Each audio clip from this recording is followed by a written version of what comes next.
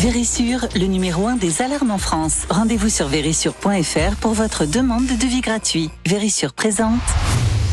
Sud Radio, parlons vrai chez Bourdin, 9h-10h, Jean-Jacques Bourdin. Vote au Parlement européen aujourd'hui, vote autour d'un examen au permis de conduire tous les 15 ans.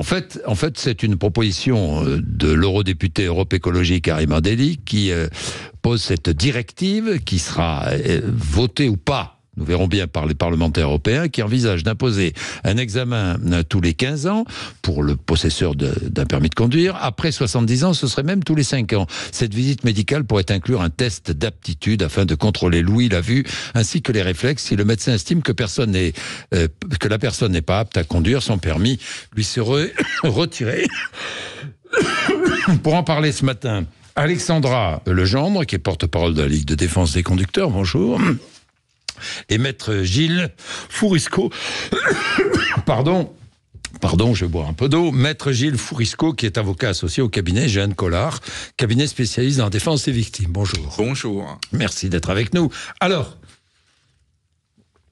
est-ce que c'est une bonne idée ou une mauvaise idée, Alexandra Legendre ?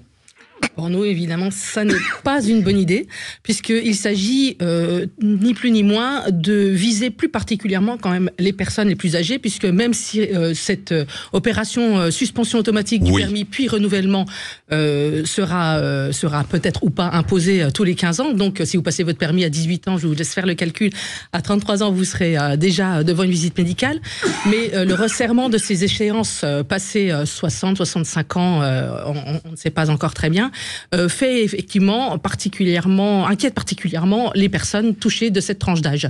Parce que, en fait... Mais pourquoi ? Mais tout simplement parce que on imagine retirer le permis à quelqu'un, de toute façon, qui n'a jamais eu d'accident. C'est déjà un premier problème pour nous. Oui, mais qui n'a jamais eu d'accident, mais qui pourrait avoir un accident. Mais la visite médicale ne pourra jamais détecter si cette personne va avoir un accident ou pas. D'abord, il n'y a pas d'études sur la santé des personnes dans le cas des accidents, des statistiques d'accidents.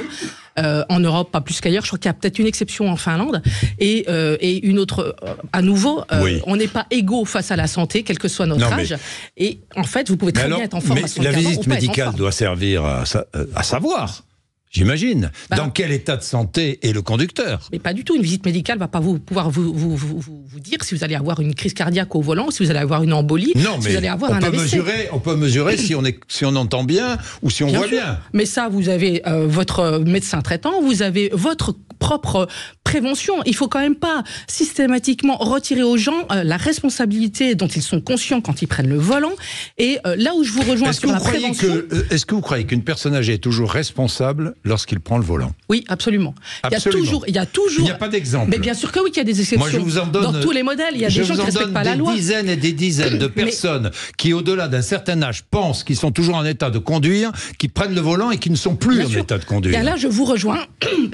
Je vous rejoins sur le fait qu'il faut énormément augmenter la prévention et le dialogue et expliquer aux gens ce qu'il faut faire, ce qu'il est mieux pour eux de faire. Mais un examen médical, c'est de la prévention. Ça va ne servir à rien puisqu'il ne va pas détecter le problème en amont. Vous contrôlez votre vue de toute manière. Vous la contrôlez. On a des lunettes, on la contrôle. Donc de toute façon, on sait déjà comment on voit.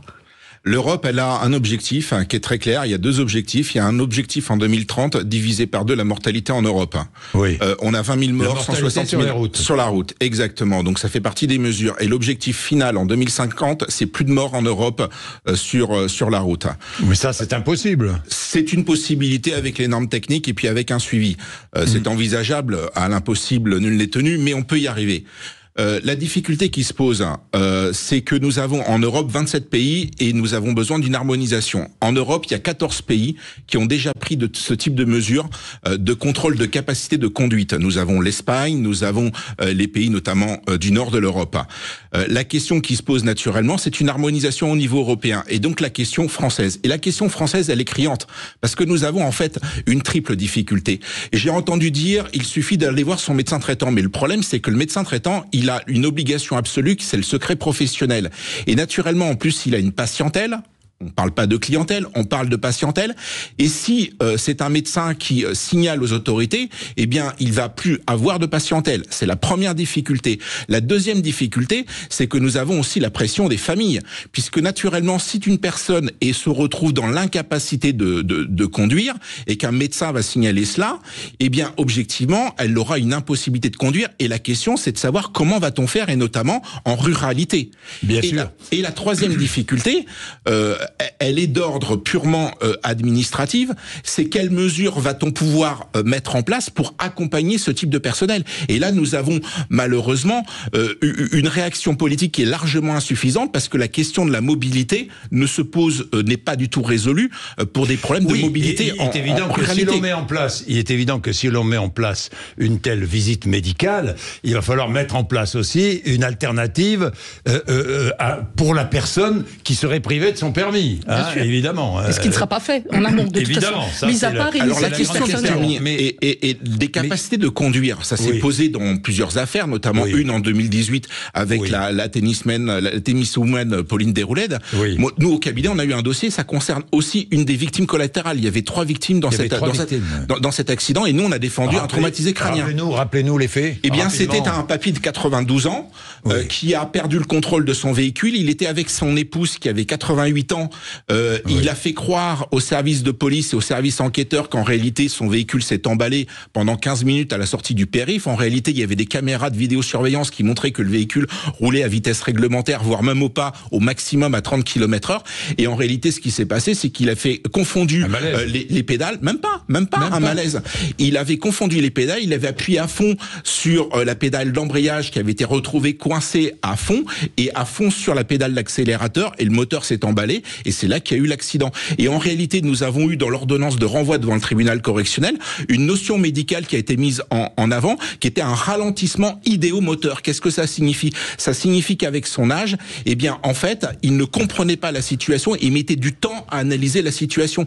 Et d'ailleurs, il avait indiqué dans cette affaire que le moteur s'était emballé auparavant. En fait, c'était de son propre fait. Il s'était arrêté, il était reparti. Voilà. Là, une visite médicale aurait été utile, non? Alors, je ne sais pas, parce que le problème qui a été détecté, peut-être qu'il n'était pas détectable dans le cadre d'une visite médicale qui va se contenter de l'ouïe et de. Mais c'est uniquement l'ouïe. C'est plusieurs. C'est les troubles cognitifs, c'est l'ouïe, c'est la vision, mais il y a aussi le cognitif qui est important. Alors, on va déjà voir comment ça va se mettre en place, tout ça. Mais ce que j'aimerais surtout remettre en perspective, c'est que là, on parle d'un cas très précis, d'un fait divers. Et notre société, c'est pas une société de faits divers, c'est une société de droit, et que pour effectivement ce drame qui a énormément touché toute la population française, puisqu'on en a entendu parler dans les médias de la même manière que le vieux monsieur l'année dernière qui avait causé 2 morts à 1 mois d'écart, sachant que son permis ne lui avait pas été suspendu, donc là on a encore en plus une erreur administrative. Le problème, c'est cette réaction à chaud. Bien sûr que les personnes concernées sont extrêmement touchées et veulent défendre leur point de vue, mais la société là est là aussi pour prendre du recul par rapport à tout ça, et puis la société est aussi là pour écouter les victimes. Hein. Et la société déjà protège, parce que cette mesure est en application. Qui dit le contraire? Absolument, je vois pas. Tout le problème, en fait, c'est un problème technique, si je puis dire. Le problème, c'est la mise en place. C'est qui? Quand? Techniquement, on sait faire, monsieur Bourdin. On sait faire. Ah bon? Techniquement, on sait faire. Je vais être honnête avec vous, ça concerne déjà plus d'1 million de Français. Tous les professionnels de la route, qu'ils soient chauffeurs de taxi, VTC, chauffeurs moto, conducteurs de poids lourds, ils ont une visite obligatoire. Il y a déjà une visite obligatoire. Avant 55 ans, tous les 5 ans. De 55 à 65 ans, tous les 2 ans. Et à partir de 60... ça ne choque personne. Et ça ne choque personne. Et là, en plus, nous avons une liberté de travail, une liberté professionnelle, une liberté d'entreprendre. Quand on parle d'un artisan chauffeur de taxi qui doit se soumettre à une mesure. Donc la question, c'est l'extension de cette mesure de santé publique, de vérification à tout le monde. À tous les conducteurs. On l'a déjà fait pour nous. C'est choquant, puisque les professionnels... Déjà, le résultat de ces visites médicales, on parlait tout à l'heure des pays dans lesquels ça a été... c'est déjà en place. Aucune étude ne fait le lien direct entre cette mesure et la baisse, ou la non-baisse d'ailleurs, de l'accidentalité chez les seniors. C'est inexact, ça a été fait en Espagne, et on a constaté une baisse de 10% d'accidentologie au niveau des seniors.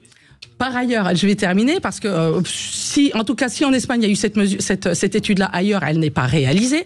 Mais ce que j'aimerais aussi souligner, c'est le fait que on dit techniquement c'est possible, mais en vrai, ce que vous avez dit tout à l'heure, je vous rejoins techniquement. ça va pas être possible. Déjà, il y a 4000 médecins agréés aujourd'hui. Et nous aussi, on a des professionnels qui sont testés tous les 5 ans, qui sont revenus vers nous en nous disant que déjà, il va y avoir, ils ont, eux, entre 3 et 6 mois d'attente pour avoir une visite médicale auprès d'un médecin agréé.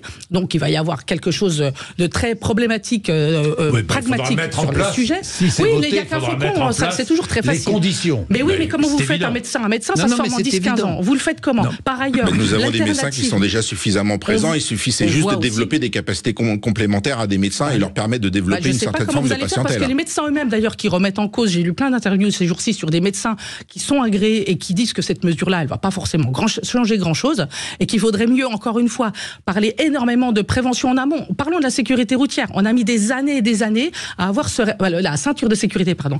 On a mis des années et des années à avoir ce réflexe de cliquer la ceinture. C'est passé par énormément de prévention et d'information. Cette information, la sensibilisation sur la santé des seniors, et elle se fait sur le long terme et elle doit être faite par les familles et les médecins. En aucun cas, le médecin traitant, on lui demande de répéter à qui de droit. Mais vous n'aurez pas l'effet coercitif et l'effet couperet et l'effet sécurisation routière. L'effet couperet, si vous voulez, c'est que les personnes aujourd'hui que cette mesure va directement cibler, l'effet couperet pour elles, ça veut dire d'abord une énorme crainte, un stress au moment de la visite médicale qui sera peut-être pas le reflet de leur état de santé en temps normal, et surtout l'étape d'après pour ces personnes-là, c'est l'EHPAD. C'est un vrai drame en fait cette histoire. La personne n'a rien à craindre si elle est en bonne santé, si elle est en capacité de conduire. Je vois pas en quoi. Vous imaginez le stress, parce que nous on a ces personnes-là qui nous appellent aujourd'hui. Elles sont déjà en état de se dire je vais être dans un état de stress qui fera que je ne serai pas dans mon état normal au moment de cette visite médicale, parce que pour cette personne-là, le verdict va lui complètement changer la vie. Et ce problème de stress, vous n'allez pas pouvoir le nier. Et par ailleurs, vous avez aussi, encore une fois, un report sur des mobilités qui vont être plus dangereuses. La voiturette sans permis, je peux plus conduire, je vais me rabattre sur une voiturette sans permis, ou alors je vais me mettre en 2 roues, et en fait, une vieille personne, en voiturette ou en 2 roues, elle est moins protégée que dans un habitacle. Bien, il est 9h47, nous allons poursuivre ce débat. Vous, Muriel et Alain, ont envie d'intervenir, et nous allons les mettre à l'antenne tout de suite. Allez, il est 9h47, donc Sud Radio. Vérissure, le numéro 1 des alarmes en France. Rendez-vous sur vérissure.fr pour votre demande de devis gratuit. Vérissure présente. Sud Radio, parlons vrai chez Bourdin, 9h-10h, Jean-Jacques Bourdin. Bien, le permis de conduire se vote au niveau européen aujourd'hui. Visite médicale. On appelle ça une visite médicale. C'est difficile. Visite médicale, maître. Vérification médicale, visite médicale, oui. Bon, tous les 15 ans. On est bien d'accord. Exactement. Quel que soit l'âge où l'on passe son permis. Exactement. Je passe mon permis à 18 ans, je dois passer une visite à 33 pour savoir où j'en suis. Exactement. Si je suis toujours apte à conduire. Et puis après, à 45, exactement. Et 48, après, à 48. 40, bon, j'ai vu que ça ne concernait que ça ne pourrait concerner que les titulaires du permis de conduire obtenus après 2013. C'est pas ça?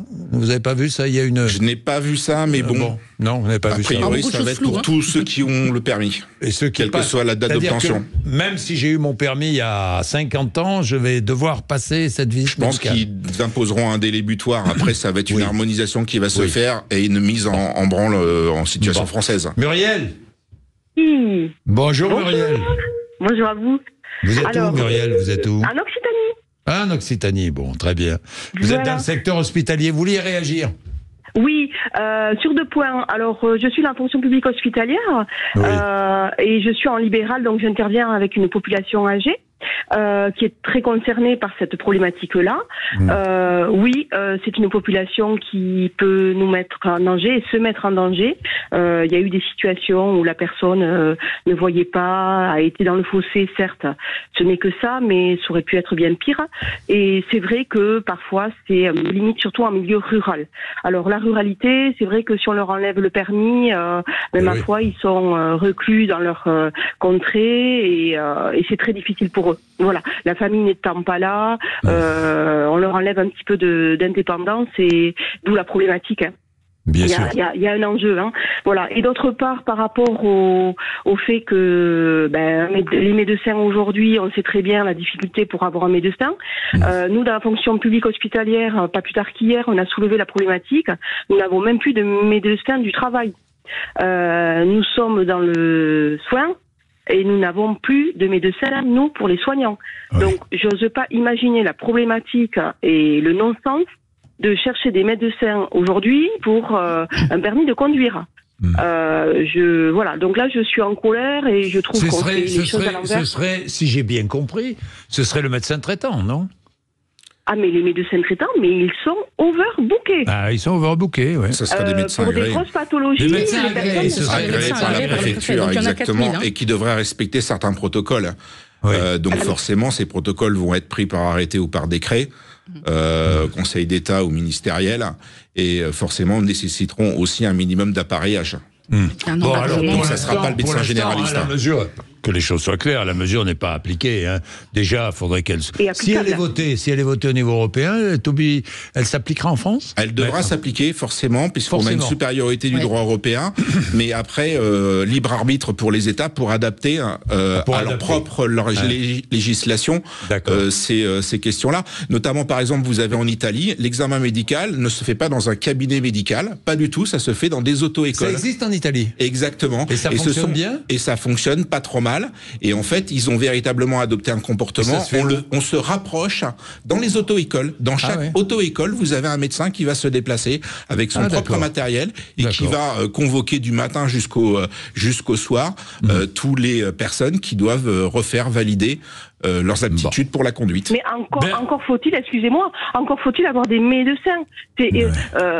On marche sur la tête, quoi. Enfin, mais vous savez, Muriel, c'est vrai ce que vous dites. Je suis en colère. J'ai compris. Merci Muriel. Alain. Oui. Qu'est-ce que vous en pensez, Alain? Ah ben, j'en pense un peu, j'en pense pas trop bien, pour ainsi dire. On tape toujours sur les seniors.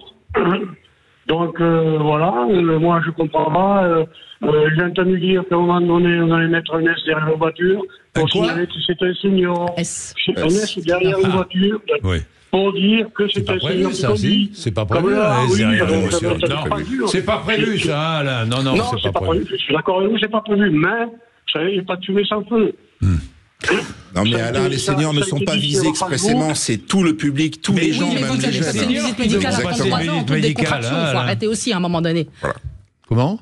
On va passer une visite médicale en toute décontraction à 33 ans, à 80 ans, ça va être nettement moins décontracté. Donc arrêtons un petit peu. Mais c'est logique. Ne disons pas que ce sont les seniors qui sont ciblés. Mais ce sont les seniors qui se sentent le plus menacés, c'est sûr, c'est ça le problème. Se sentent peut-être. Ah bah oui, non, c'est pas peut-être, c'est sûr. Oui. Oui, vous savez, vous avez des centaines de camping-cars. La plupart, ce sont des seniors qui conduisent les camping-cars. On ne voit pas beaucoup d'accidents sur un camping-car. C'est très très peu. Comprenez ce que je veux dire? Merci Alain. Très vite Sandrine. Sandrine. Oui, bonjour à tous. Vous êtes à Évian-les-Bains, Sandrine. Tout à fait. Moi, je voulais éventuellement faire une petite proposition. C'est que pourquoi pas donner un permis accessible sur une certaine zone, c'est-à-dire peut-être 30 km autour de chez eux, aux personnes âgées qui vivent dans la ruralité, parce que oui, c'est pas du tout la même conduite qu'en ville ou sur le périphérique ou sur l'autoroute. Des zones, mais ça serait difficile à contrôler tout ça, Sandrine. Hein, oh là là. Oh non, vous savez, pendant le Covid, on y a réussi. Oui, mais tout le monde ne circulait pas. On n'a peut-être pas envie d'être contrôlé. Mais effectivement, c'est quelque chose qui se fait aux États-Unis avec les jeunes. Avec les jeunes, dans certains États, quand vous passez votre permis à 16 ans, vous avez un certain circuit sur lequel vous êtes autorisé à circuler. Ça, je ne savais pas du tout. Ça, c'est très intéressant. Alors, l'idée de Sandrine n'est pas si stupide que ça, loin de là. Hein. Elle n'est pas du tout saugrenue, elle est même fondée. Ça veut dire adapter la mesure pour chaque conducteur de la route, et notamment, par exemple, pour des personnes qui sont en ruralité, limiter les trajets à des zones qui sont aussi à une période de jour et non pas des périodes de nuit. Sachant que vous avez la majorité des accidents qui se passent tout près de chez vous. Donc je suis pas sûr que ce soit vraiment la solution. Pour autant, la garantie de mobilité de ce public en particulier, elle est fondamentale et au cœur du sujet. Et c'est pas avec des yaka faucons qu'on va régler le problème de leur mobilité et de leur capacité d'aller tout bêtement chercher leur pain à 3-4 km parce qu'ils peuvent plus le faire à pied ni en vélo. Bien, merci à tous les deux. Merci. Attendons maintenant le vote du Parlement européen. Nous verrons bien ce qui sera décidé dans la journée. Il est 9h56. Vous êtes sur Sud Radio. Merci. Sud Radio Média tout de suite après les infos. Christine Bouillot, Gilles Gansman reçoivent le journaliste Jacques Pradel. Sud Radio, parlons vrai chez Bourdin, 9h-10h, Jean-Jacques Bourdin. Avec Vérissure, le numéro 1 des alarmes en France. Rendez-vous sur vérissure.fr pour votre demande de devis gratuit.